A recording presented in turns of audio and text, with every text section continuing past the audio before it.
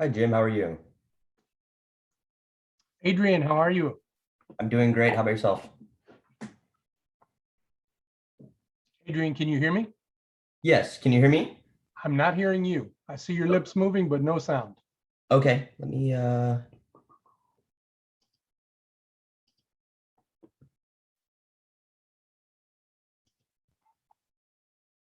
mm-hmm.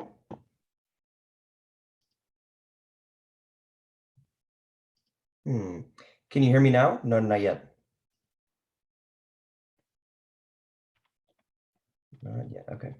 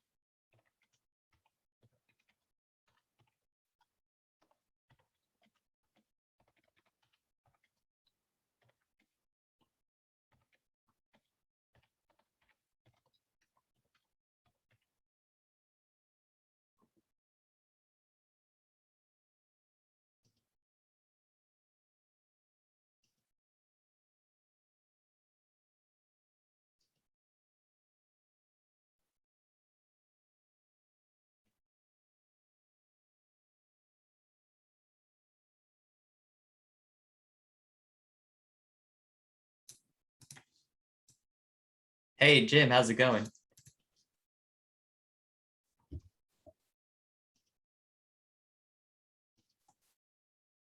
Jalen, can you guys hear me?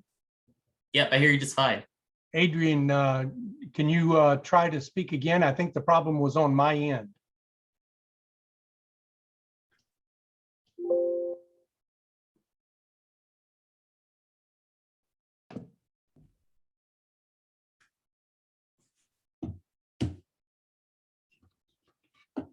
Adrian, you came off of mute there for a second, but I still didn't hear you. Did you hear him, Jalen? No, I didn't. Hopefully I didn't cause him to mess up his settings. I kept telling him I couldn't hear him, but it was on my end for some reason. My microphone was turned on, but my speaker was turned off.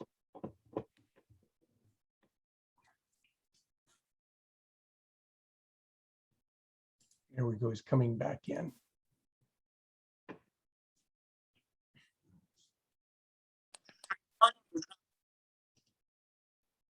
I heard something. I did too. I heard a noise, Adrian. And he dropped off the call, the other one. Are you Yes, there? yeah, I'm here. Sorry, Gotcha. my laptop's having issues. I'm not too sure why, so I'm on my phone now. I called in. Okay. All right. Hey, real quick question. I was just looking through my contact information. I don't have your phone number, your Adrian. Okay, yeah, let me send it here in the chat for you. Okay, appreciate it.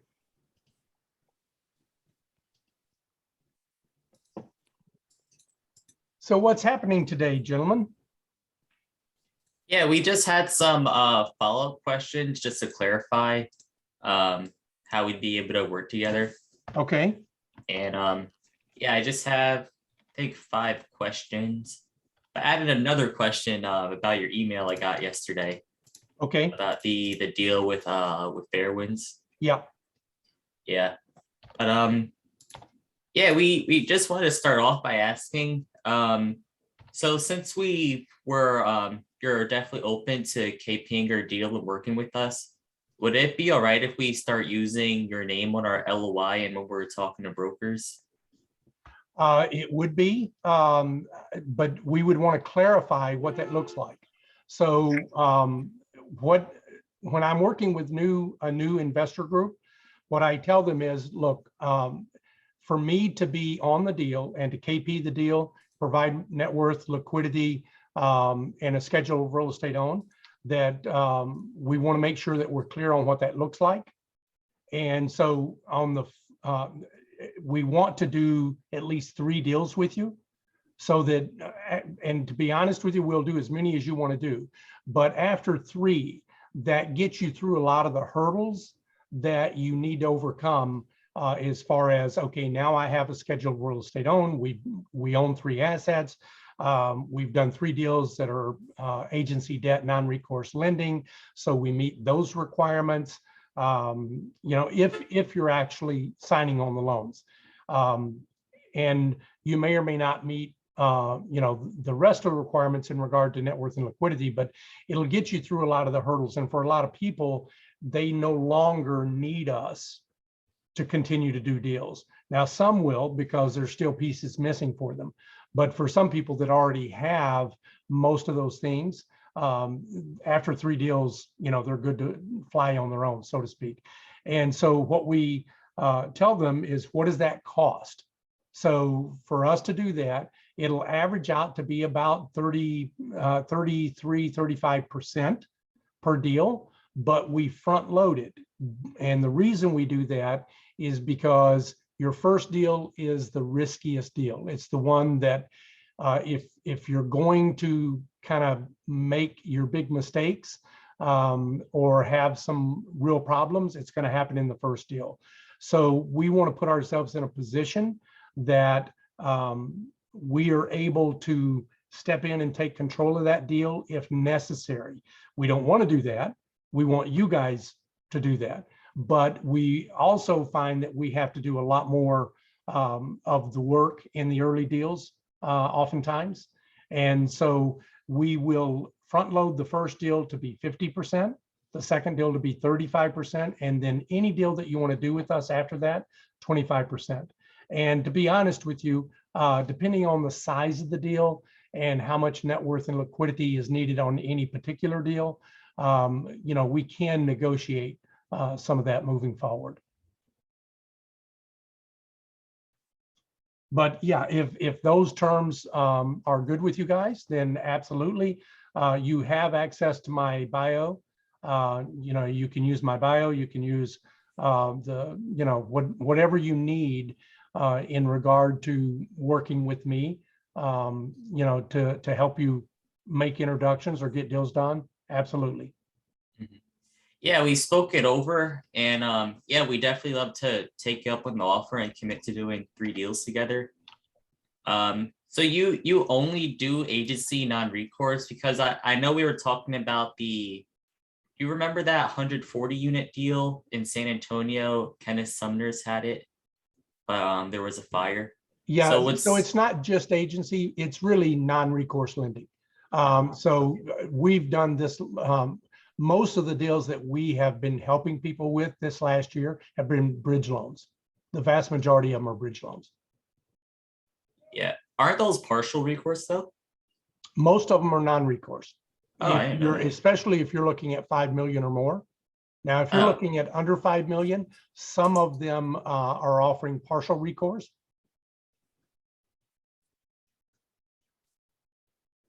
But if it's a partial recourse lender, it's usually, my experience, is a much hairier deal, and that's why they're asking for partial recourse. Okay, got it. Yeah, I didn't know that. I thought it was partial just all the way through, but yeah, that's good to know. Yeah, and if you're, so who have you guys been speaking to as far as, do you have one lender that you've been speaking to get most of your quotes? I've been speaking to 2, Julie, Mm-hmm. and also a lender. Have you heard of JS Coates? I don't think I'm familiar with them. Yeah, they're a national lender. I met them at a private equity networking group, and he's been giving me quotes as well. But we're pretty much open. Julie's definitely helped us out the most, so if possible, I'd love to get back to her, but I'm open to whoever. Yeah, and who gave you the guidance that most of these would be partial recourse? Where did I hear that?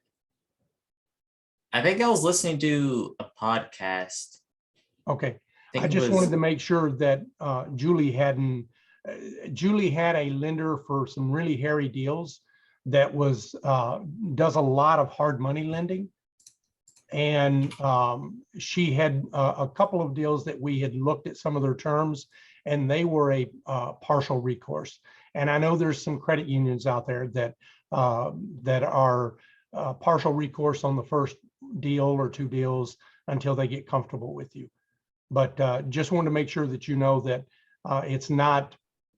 You definitely can get full non-recourse in bridge debt. Got it. Yeah, sounds good. And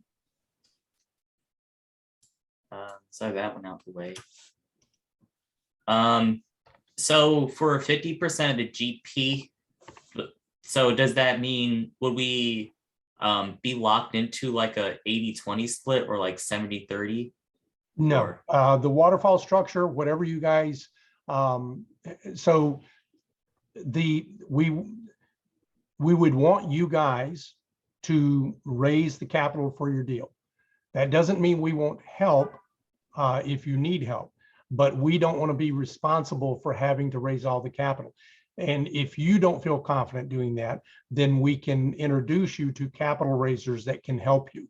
But you want to start building those relationships, having capital raisers that that already know you and know your background and want to work with you or are willing to work with you is important to get deals moving forward.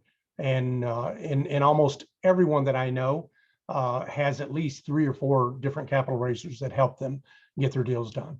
And so that's an important piece for you guys to work on. Mhm. Do you usually see an upfront agreement or with that capital raising, or is it sort of by performance? It really is by performance, but you can't say that. So it's usually not upfront in the agreement. It's usually something that's put. It's sometimes it's put in an operating agreement. More often than not, it's just an agreement. It's a handshake agreement. But you can talk to people who are already doing it and ask them, say, look, I'm new to this.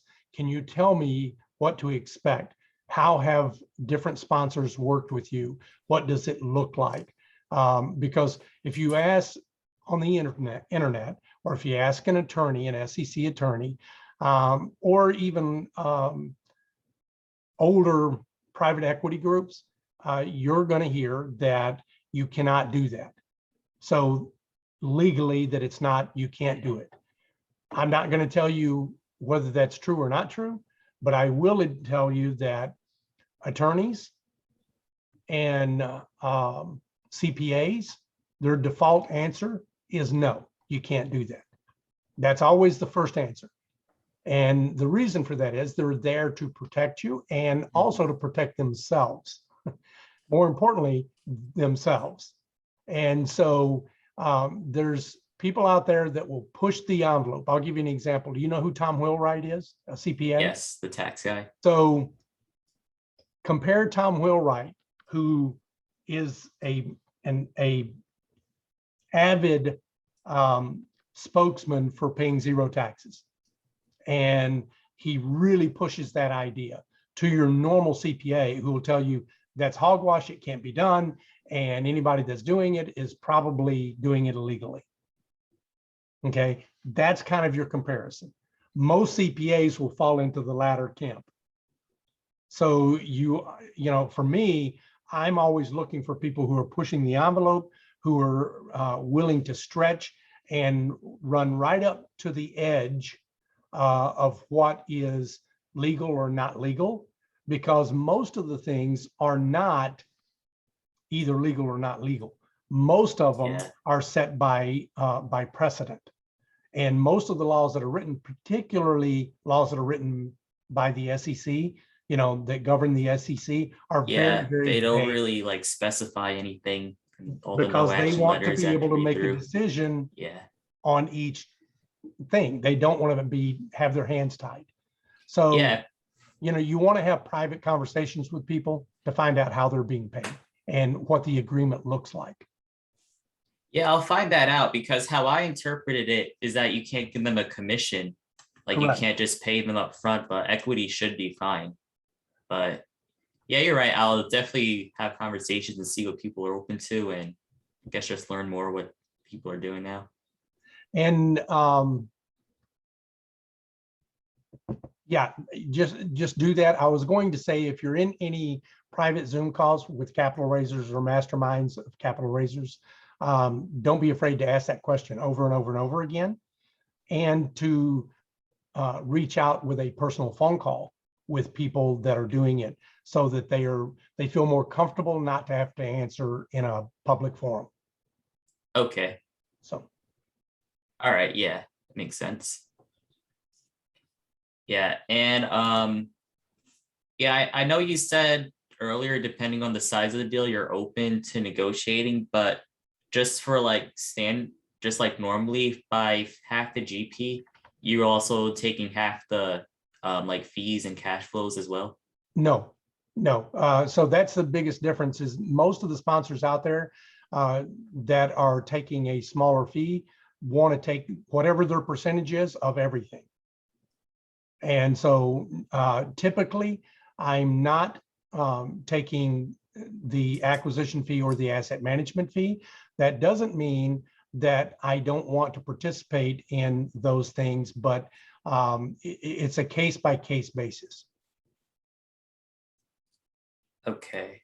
So for the most part, you guys are doing most of the work, and I'm the credit guy, so to speak, the guy who's got to put his name on the line. But I want you guys to be compensated for all the hard work that you put in. And for people that are not financially set and want to do this full time, the fastest way for them to do that is through their acquisition fees and their asset management fees. Mm-hmm. Yeah, that's what we wanted to talk about, because yeah, we're in that sort of position, and if we're able to get a medium-sized deal done with the acquisition fee, it would definitely allow us to do it full time. Yep. So yeah, that sounds good. Yeah, I have one question with that. So the case-by-case basis, what are previous examples in which you did take a percentage of the fee, and why was that? Or has it never occurred? Well, I own right now. I have one deal that's not my deal. It's a deal like we're talking about, where I'm taking a piece of the asset management fee because the group one of the original group was responsible and was not able to follow through. And now the team has started to move on to other things, and they're getting really busy. And they felt like it was more than they could handle. And Gotcha. so that's an example. But to be honest with you, as soon as I feel, even if I'm not taking a piece of the asset management fee, I will probably set in on most of the asset management calls and the property management calls, just to make sure that you guys have a handle on it, and make sure that you're not struggling with any of it. But the moment that I feel, hey, you've got this, there's going to get to a point where I can't be on all of the calls. Mm-hmm. Yeah. Just, time restrictions. So. Okay, great. Yeah, that makes sense. I mean, if in that example, if you're having to put in a lot more work, then compensation is definitely justified. But I was just wondering sort of what determines that, but thanks. Yeah, for the most part, Adrian, I want you guys to be the face of the deal And, Mhm. you know, when everybody thinks about this particular deal, ABC Apartments, they don't think of Jim Biggs. They think of you guys. They think of your entity. It's like the Fairwinds Capital group on this Houston deal. You know, I'm kind of in the background, and that's where I want to be, because I want you guys to get credit for the deal. I want you guys to get all the fame and glory, if you will. That's my goal, is for you guys to be able, you know, to get these deals done at some point, you know, that you can do them by yourself. You don't need someone else, because that's where all of us want to get eventually. Right. Gotcha. Yeah, we definitely do appreciate that. That's exactly what we're looking for. Mhm.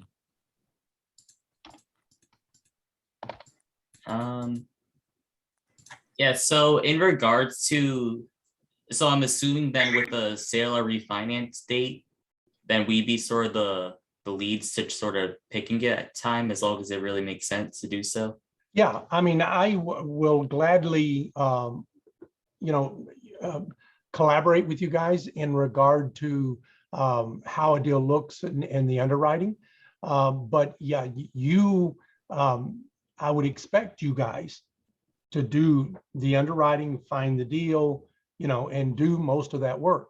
You know, that's if I'm doing that work, then I'm saying to you guys, look, why don't you become part of my business, and you act in more of you're part of my company, and act as, you know, acquisitions, part of the acquisitions team, underwriting team, you know, whatever that looks like. And that's something that I haven't done. It's something that I'm considering.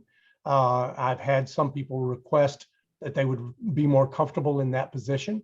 You know, and I just haven't had the time to slow down what I'm doing with the GOB to think about what that might look like, because I can't take on, I'm not going to build a company where I'm going to have paid employees, but I most definitely can build a company where I have equity employees, you know, where we're all participating, we're all getting paid the same way through equity.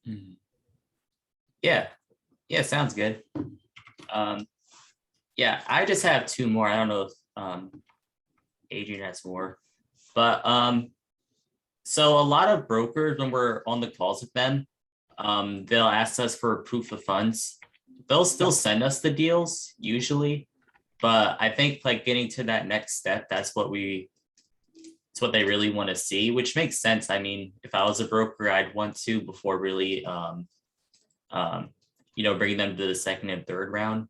So are these brokers that are these big national brokers, or are these more boutique regional brokers that are asking? It's been both actually, but the boutiques have been more open to sending them before getting anything. Mm-hmm. Do you think that's something you could help us out with? Of course, no Yeah. like account numbers or anything like that. Yeah, I think that you need to put together a pitch deck about who you are. And this is something that I go over in the First Start Here folder on the Google Drive. That if you're starting to get that, it's the brokers are not taking you seriously at this point. They think that you're not going to be able to perform. And so you want to build a pitch deck that speaks to your team. And one of the ways you can get around that, I tell people there's a lot of power in the pitch deck. There's also, if you find that you're not getting, as long as they're still giving you the OM, the T12, and the rent roll, don't care, you know, because you first have to, you know, find a good deal, then we can, you know, back into some of this. But if you've got anybody that's asked you that, if you put together and you want to, if you're not really good at putting together a pitch deck, then hire somebody, get on Fiverr or Upwork or one of the other platforms, hire somebody to help you put together a really slick looking pitch deck. And it won't cost you very much money. And it will pay for itself thousands of times over. And, you know, just try to find another pitch deck out there. And there's a bunch of them on the Google Drive. And these are mostly pitch decks for a deal. but you don't need the entire pitch deck for the deal. You just want to look at the piece of the pitch deck that talks about the team. Okay, and you can copy and paste, you can emulate. Hey, whatever you see out there that's good, that you like, incorporate that into your pitch deck. And there's probably, I don't know, a dozen of them on the Google Drive that you could copy from, but I'm sure that you guys probably are starting to see some of this stuff. You're finding some of it out there on the internet yourselves also. Mm. And anyone who's asked you for a proof of funds and has already, I would send them that pitch deck once you got it. And we can also start to put together the schedule of real estate owned, so that, you know, they can see what the experience of the team is already. And I would tell you that I bring different people. So it's I will bring more expertise to the team, but it may or may not be the same person each time that I will share my fee with, to add different pieces to the team to help you guys succeed, to help make sure that you've got a strong, you know, strong enough team that that will allow you to win the deal. So it will still be 50% first one, 35 second? So, correct. Okay. Correct. And then 25% on any deals after that. Mm-hmm. Would that include the capital raisers too, or would we have to split that part? It doesn't include the capital raisers. So if you were looking at this, if you had to pay the capital raisers, if you were paying me 50 and paying them 30, that's 80%. You guys, the two of you, would have 20% left over. Got it. Okay. On the first deal. And then of course you can do the same math on the second deal. It would be closer to being 1/3, 1/3, 1/3. All right. Yeah, sounds good. And then closer to 50-50 on the third deal. You know, so 25% me, 30, let's say 35% capital raise, put you closer to 50-50 split between the deal sponsor and the rest of the team. And that's usually the way I look at most of these deals. For me, I look at it like a three-legged stool. Capital raise is 1/3. The person who's finding the deal, underwriting the deal, and kind of running the deal is a third. And then the capital piece and the schedule of real estate owned is another third of the deal. So kind of like a three-legged stool. And it doesn't mean that there's always going to be just one capital raiser that brings all the capital. Although if you can find that, it's always easier, but it also means that you're putting all your eggs in one basket. You know, so having options is always a good thing for you. And I would also encourage you, try to keep your team. There's two of you right now. In the beginning, and until you get a couple of deals done, try to keep your team small, because you don't want to water it down so that, you know, every person you bring onto your team, that's another, you know, piece that you don't get. You know, you're divvying up your piece of that pie, your piece of that sandwich, and it gets smaller and smaller and smaller. And, you know, you may or may not have heard this. A lot of first timers don't make any money on their first deal. They really don't. It's peanuts. It's an experience. They're going through this to learn. And I don't want to be a Michael Blank or Rod Cleef or some of these other gurus that are taking 95% of the deal, or Quattro Capital, or, you know, that are taking 100% of the deal and only allowing you the acquisition fee and nothing else. And there's lots of these gurus out there doing that. And if that's the only way you can get your first deal done, it's still worth doing it, you know, to get your first deal done.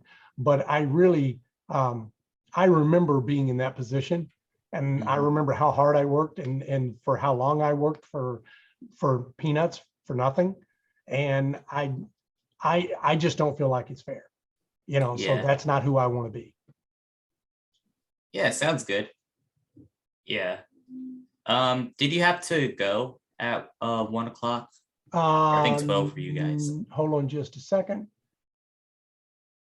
Oh, no, that's no, I do not. I have all I have on my schedule right there was a tentative meeting that has not been confirmed. So I'm still good.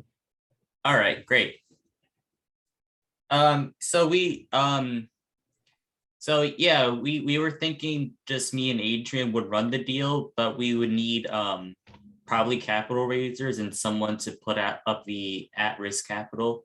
So you think that's fair, right? To just keep it at us two plus whoever to fill those roles? Yeah, so I don't know the at-risk capital piece that I don't know those people. So that's something you're going to have to start networking very hard for. Okay. And I don't know if you found someone already, but and that could be somebody within your own network that is just willing to invest in a deal with you, where normally they might be considered just an LP, a passive investor, but you can give them, if they've got more money and are willing to put that money on the front end of a deal, then you can give them, an outsized return. So that money is invested as an LP, but it's also invested as a GP. So they get maybe, I don't know what you guys have thought about paying for that, but it would be a smaller piece of your deal, but somebody that gets paid on both sides of the deal. So once the deal is closed, there are let's say you had to have 300,000 for hard money to get the deal closed. So they had that money at risk up front, but then once the deal closes, that buys LP shares. So they get paid on both sides of the deal. And that's the way I would present it to them. Yeah, makes sense. Have you guys thought about that? Have you already been looking for that piece? Yeah, we've been looking. That wasn't, I haven't really been directly asking for that. I was mostly asking for just LP money, Mm-hmm. but that's definitely something I should be asking for more. I was So, thinking, at the very least, you ought to present it to people as another thing that you're looking for. If they would be interested in being on both sides of the deal. yeah, I was thinking 5% of the GP I plus think the that I think that you can get it done for that. okay.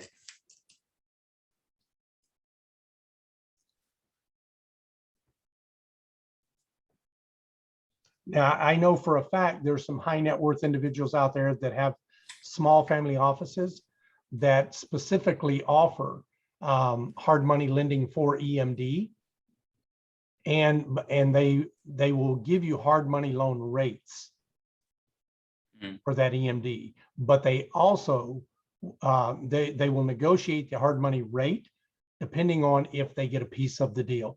And I know there's some out there that will take anywhere from 2 to 5% of the deal and give you a hard money loan for the EMD. So that's another thing that you could potentially look into. Okay.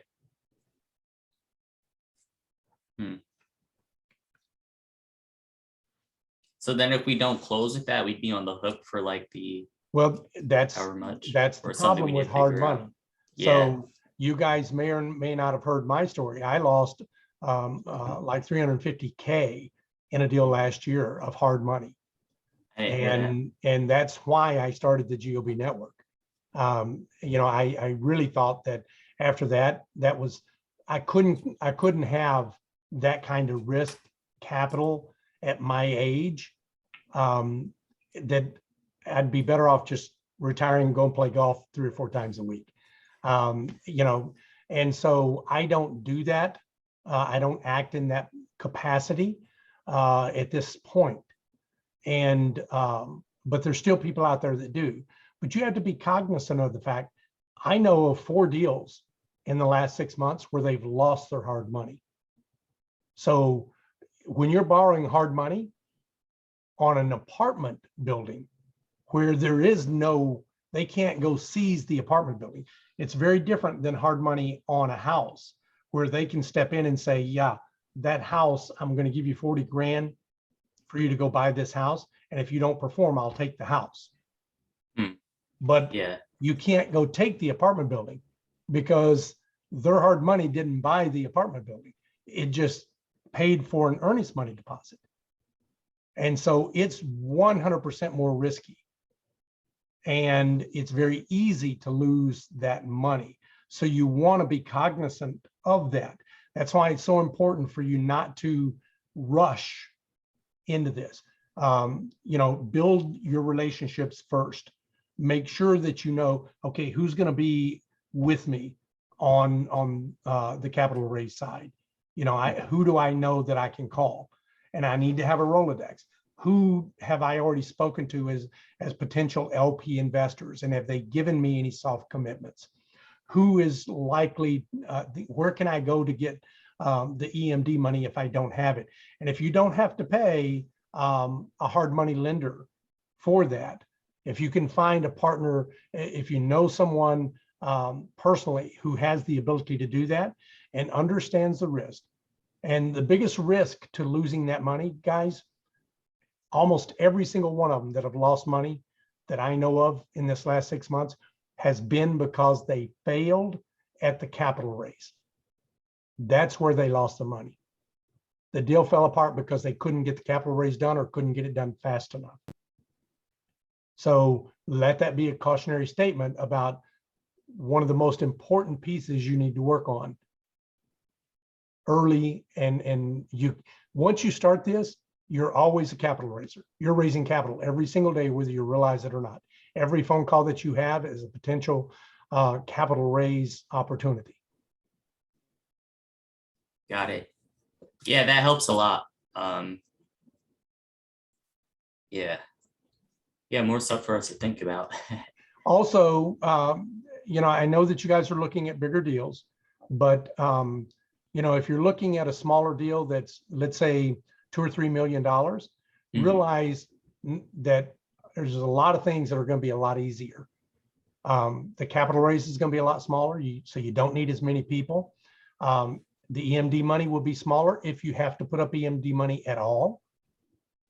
So if you can find deals where you don't have to put up hard EMD, those would be the deals I'd be pursuing, where that capital is not at risk.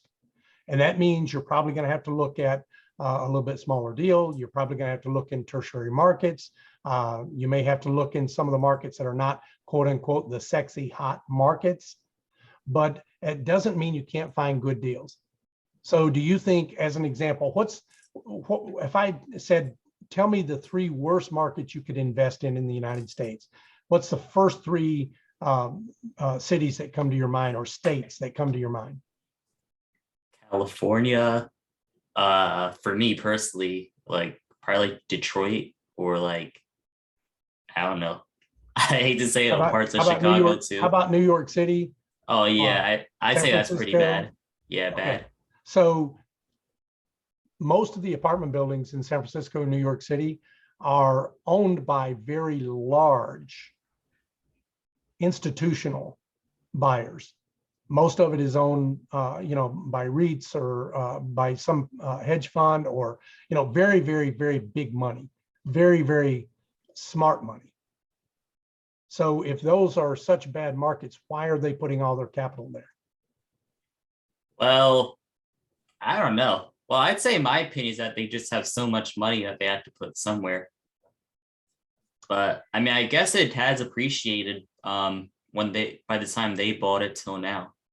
So I guess it's something they're doing right. My point is, even in markets that we think are bad markets, there's a lot of good, smart money buying there in almost every market. So what that means is there's good deals that can be found in any market. So Detroit is a prime example. There's a lot of great deals. Detroit has been bouncing back, and people are making a lot of money in the last 12 to 18 months. A lot of money. Now, 24 months ago, it was very, very hard to convince anybody to even take a second glance at a Detroit.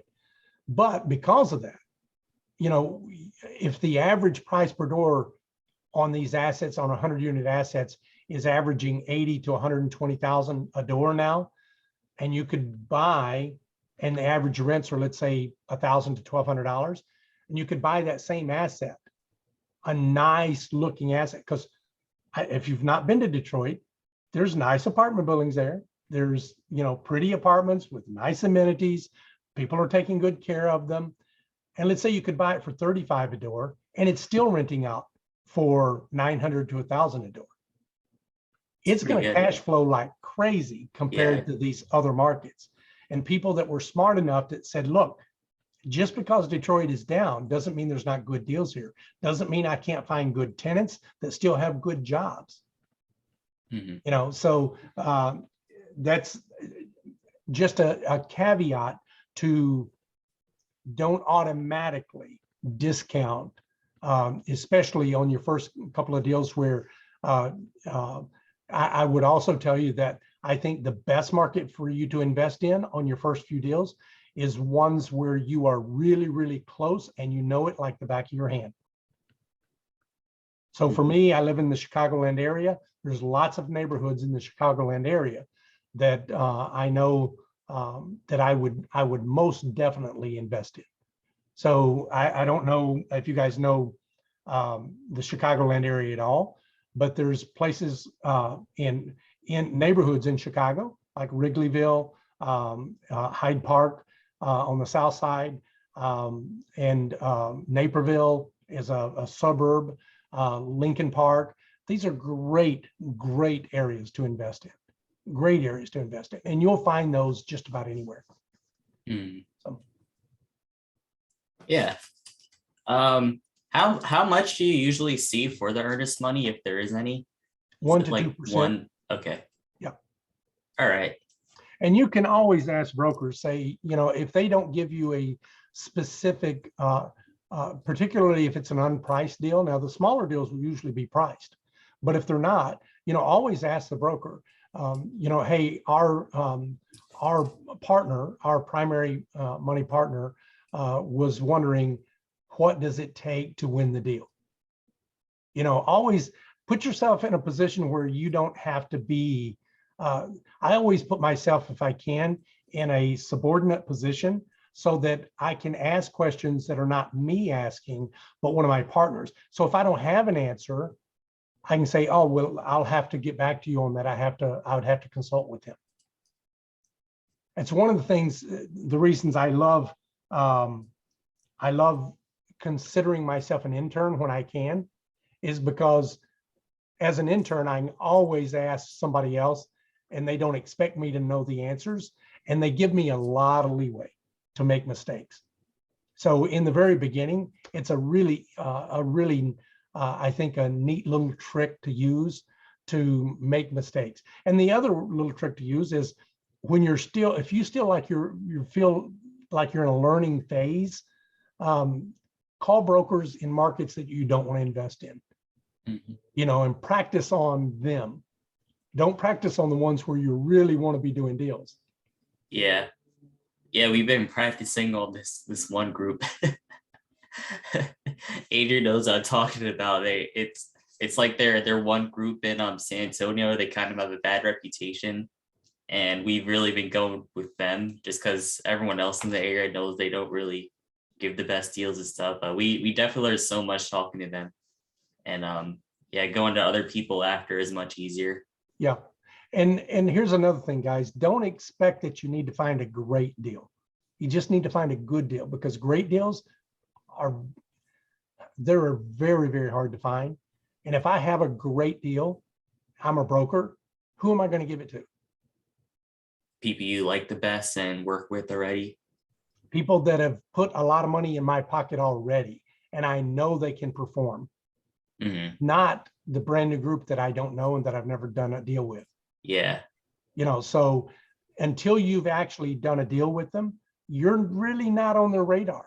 You know, so if you want to get on the radar, don't be afraid to step up and pay what they need to get the deal done. Just make sure that it's a good deal, not a bad deal, you know, and that that you can make the numbers work. And because you still have to sell it to your investors, you know, unless you're putting the money up. If you're putting the money up, I'd tell you, just go pay what they want and be done with it, and hang on to it until it makes you money. That's one of the great things about starting small, is it's harder it's harder for you to make a mistake. And if you make a mistake and pay too much, you can overcome it usually much faster because you don't need the appreciation to rise $2 million. You only need it to rise 200K. And it's a lot Right. easier to create 200K in value. Mhm. Yeah, it helps a lot. Yeah, I guess that's my last question. With the deal with Fairwinds in Houston. Yeah. So is that deal, I'm assuming it's already locked up and they're in their due diligence phase? They already have the deal under contract. Due diligence is complete, and we're waiting on the PPM to be complete so that they can start the physical capital raise. So if you were interested, you'd be coming in on the very front end, would have the full time frame. It's not one of these where we're asking people to come in at the last second and raise capital. But they are going to present Tuesday, or no, I'm sorry, Wednesday, I think, at the GOB Capital Raiser meeting that happens at 1 Central. So if you guys are interested, I would encourage you to try to tune in so that you can hear about the deal and ask questions. And the nice thing is there's not going to be just one-on-one phone call. So you don't have to come up with all the great questions. So everybody hopefully will get their questions answered because somebody will remember to ask, all of the questions. Yeah. So should I just respond to your email? Yeah, if you do, and then I'll probably just put a link to that capital raise meeting and try to get as many people on that call as I can on Wednesday. All right, great. Yeah. And I'll also probably respond, here's a link.